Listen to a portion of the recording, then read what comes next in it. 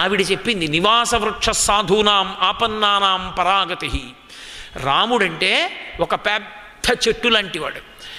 ఎవడు చెట్టు కిందకి వెళ్ళాడో వాడికి నీడనిస్తాడు తప్ప తన దగ్గరకి చేరని వాడికి చెట్టు ఎలా నీడనివ్వదో అలా రక్షించడు.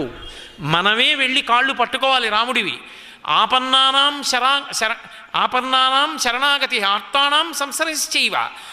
ఆయన దగ్గరికి వెళ్ళి ఎంత కష్టంలో ఉన్నవాడు కూడా రామా నేను నీ వాడని అన్నాడా ఇక చెయ్యి విడిచిపెట్టడు, కాపాడతాడు.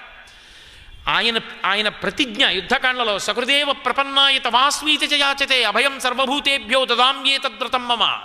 ఎవరు రామా నేను నీవాడనంటాడో వాణ్ణి నేను విడిచిపెట్టను, కాపాడతానని ప్రతిజ్ఞ చేశాడు.